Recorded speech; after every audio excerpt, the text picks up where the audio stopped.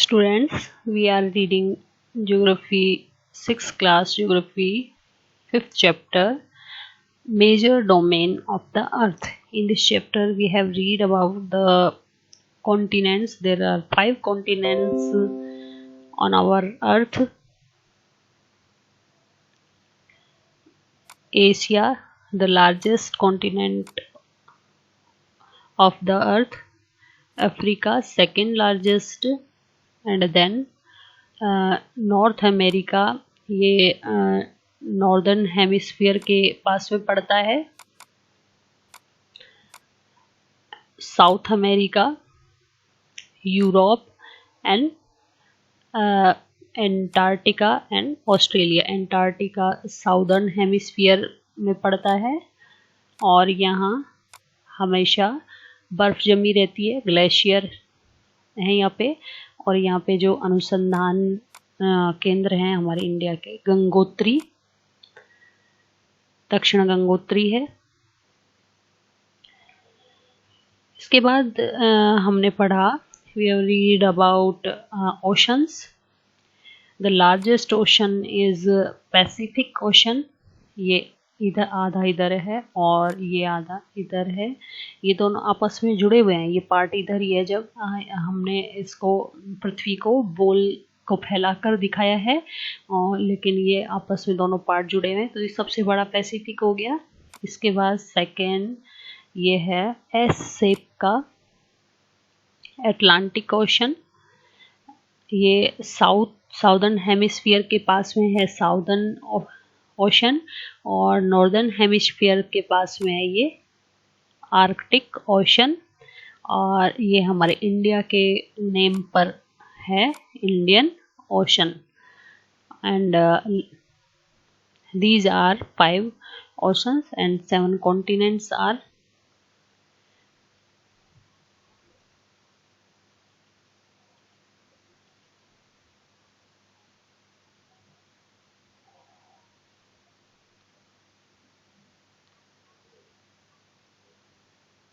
Now students, we will read about atmosphere. Atmosphere. The earth is surrounded by a layer of gas called the atmosphere. हमारी धरती है वो gas की layer से चारों तरफ से घिरी हुई है, सराउंडेड, जिसको एटमॉस्फेयर बोलते हैं. दिस थिन, ये पतला जो ब्लैंकेट है एयर का, as integral and important aspect of the planet. हमारी जो प्लेनेट है अर्थ है उसका बहुत ही महत्वपूर्ण इम्पोर्टेंट एस्पेक्ट है, पहलू है ये. It provide us with the air we breathe. ये हमें जो सांस लेते हैं हम, एयर, वो प्रोवाइड करता है. And protect us from the harmful effect of the sun rays. और हमें हार्मफुल जो हानिकारक रेज होती है सन की, उनके इफेक्ट से बचाता है. The atmosphere extend up to a height of about 1600 kilometre. Atmosphere का एक्सटेंड यानी फैलाव कहाँ तक है? ये 1600 किलोमीटर तक की ऊंचाई तक इसका फैलाव है. The atmosphere is divided into 5 layer. कितनी लेयर है? 5 हैं. 1 2 3 4 5 लेयर हैं इसकी. On the basis of composition, किसके बेस पर बना डिवाइडेड की गई है? कंपोजिशन, यानी कि इनमें कौन कौन से किन किन चीज़ों का कंपोज किया है, मिलाव है. टेम्परेचर के अकॉर्डिंग एंड दूसरी जो प्रॉपर्टीज, दूसरे गुण हैं, उनके अकॉर्डिंग इनको डिवाइडेड किया गया है. These layer starting from earth surface, ये अर्थ की सरफेस से स्टार्टिंग हो जाती है, इज कॉल्ड ट्रोपोस्फियर. सो अर्थ की सरफेस के सबसे पास में ये ट्रोपोस्फियर है. द स्ट्रेटोस्फियर, दूसरा ये स्ट्रेटोस्फियर हो गया. द मीजोस्फियर, ये थर्ड हो गया मीजोस्फियर. द थर्मोस्फियर, ये थर्मोस्फियर हो गया. एंड द एक्सोस्फियर, और लास्ट हो गया ये exosphere. The atmosphere is composed mainly of nitrogen. Atmosphere हम ये मेन रूप से नाइट्रोजन है इसमें, एंड ऑक्सीजन है. इसमें नाइट्रोजन तो है 78% और ऑक्सीजन है इसमें 21%.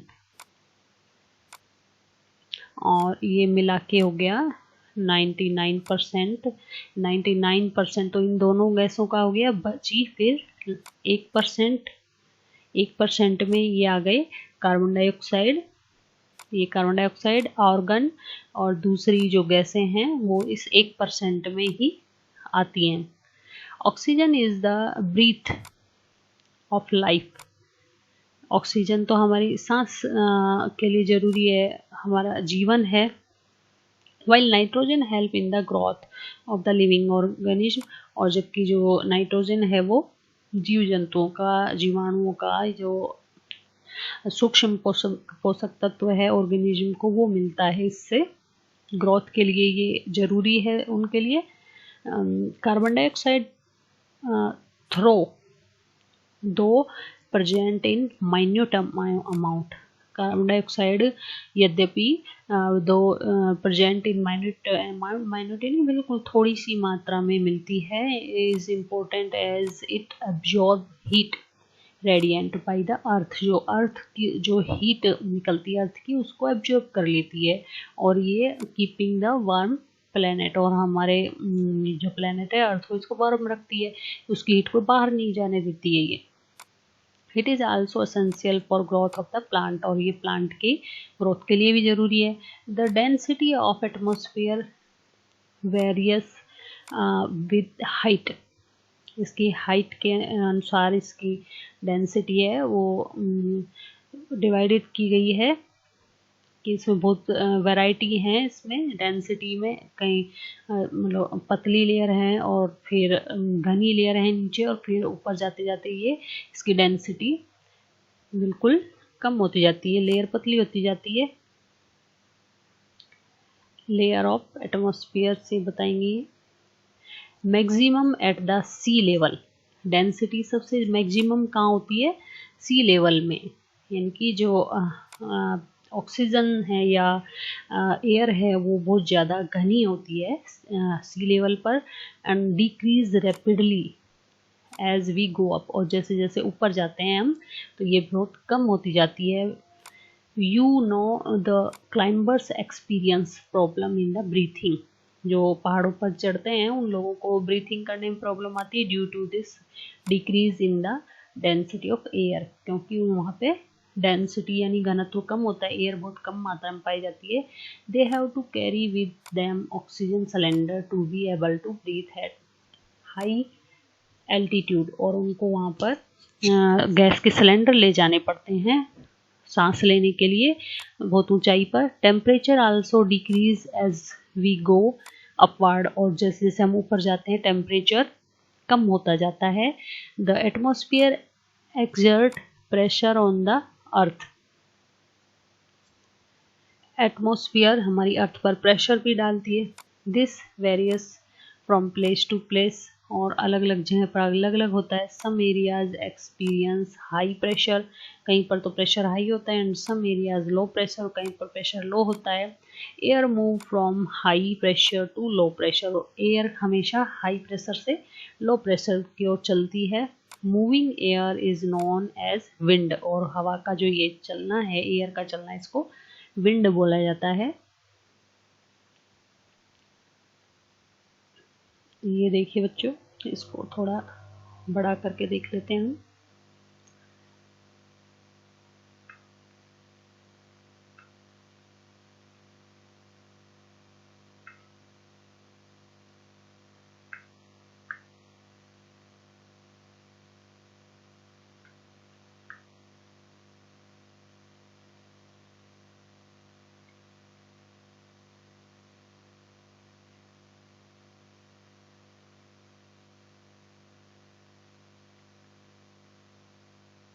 ये देखिए, ये है ट्रोपोस्फियर, और इस एरिया में गैस जो एयर का है डेंसिटी वो बहुत ज़्यादा होती है। फिर ये आ जाती है स्ट्रेटोस्फियर, जिसमें बैलून वगैरह उड़ते हैं, और ये आ जाती है मीजोस्फियर, और थर्मोस्फियर जिसको ओजोन भी बोलते हैं, और ये लास्ट में एक्सोस्फियर यानी आयन मंडल जो जिसको बोलते हैं। ये लेयर्स हैं, एटमॉस्फेयर की लेयर्स हैं। Now we will read about biosphere, the domain of life. The biosphere is the narrow zone contact between the land, water और air. Land, water और air के बीच में जो होता है जोन, वो होता है biosphere. It is in the zone that life that is unique to this planet exists. There are several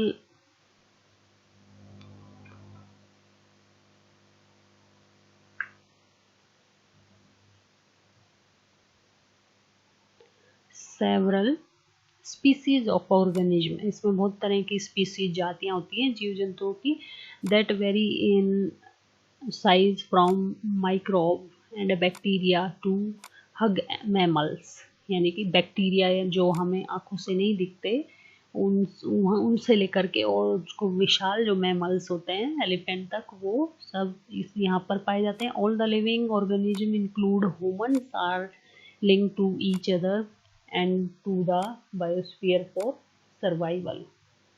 और ह्यूमन भी एक दूसरे से जुड़े हुए हैं, ऑर्गेनिज्म और ह्यूमन सब जुड़े हुए हैं और ये यहीं सर्वाइव करते हैं, जीवित रहते हैं बायोस्फीयर में ही। The organism in the biosphere में broadly be divided into the plant kingdom and the animal kingdom। जो ऑर्गेनिज्म है उनको दो तरह के इसमें किंगडम में डिवाइड किया गया है, एक तो प्लांट का और एक एनिमल्स का kingdom. The three domain of the earth interact with each other. Three domain जो अर्थ के हैं वो हम पढ़ चुके हैं, बायोस्फीयर, एटमॉस्फेयर और hydrosphere, and effect each other in some way और द अदर, और एक दूसरे पर इफेक्ट डालते हैं और एक दूसरे से इंटरेक्ट होते हैं। For example cutting of forest, forest को काटोगे तो for fulfilling our need of wood, जो लकड़ी की जरूरत के लिए हम काटते हैं, और क्लीनिंग लैंड, और ज़मीन को क्लीन करते हैं, और agriculture many lead to fast removal of soil from slope. और इससे क्या होता है कि जो सोइल है, सोइल का स्लोप है वो इससे हटता है, क्योंकि अगर हम घास फूस पेड़ पौधे हटा देंगे मिट्टी से तो मिट्टी का कटाव होगा। Similarly earth is surface may be change due to natural climate like earthquake. ऐसे ही जो अर्थक्वेक हैं उनसे भी अर्थ के जो सरफेस है उसमें चेंजेज आते हैं। For example there could be submergence of land as happened in the case of tsunami recently। अभी रिसेंटली ही सुनामी आई थी तो उसमें कुछ लैंड आपस में मिक्स हो गए।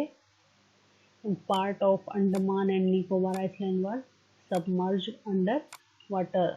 जो कुछ पार्ट अंडमान और निकोबार जो हमारे आइसलैंड है उनके कुछ वो जब समुद्र के अंदर मर्ज हो गए, समा गए, तो ये सुनामी आई थी उससे कुछ हैं जो वो समुद्र के अंदर चले गए, कुछ जो भाग हैं, पार्ट्स हैं।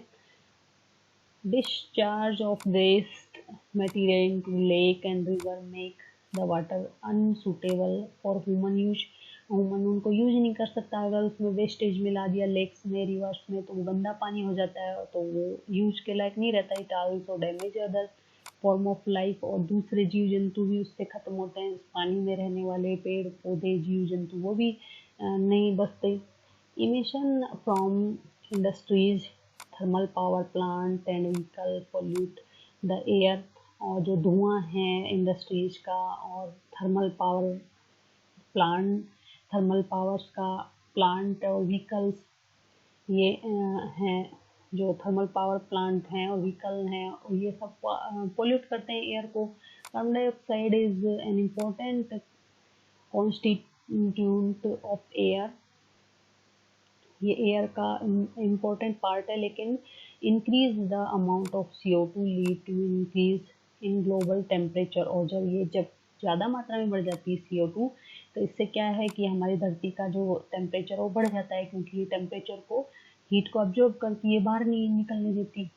This termed as global warming. इससे ग्लोबल वार्मिंग बढ़ता है, और this is thus a need to limit the use resources of earth to maintain the balance of nature between the domains of the lithosphere, the atmosphere and the hydrosphere. जो lithosphere है, atmosphere है और hydrosphere है, इनके बीच में balance कैसे रह सकता है? जब हम लिमिट में रहकर अपनी नीड की अपनी ज़रूरतों को पूरा करें, लिमिट में रहकर उनका मतलब ज़्यादा उनका एब्जॉर्ब नहीं करें, उनका ज़्यादा दोहन नहीं करें। So students, today we will write about the layers of the atmosphere and the use and harmfulness and usefulness and interacting in each other kingdoms, plant kingdom and animal kingdom. Write these questions and their answers.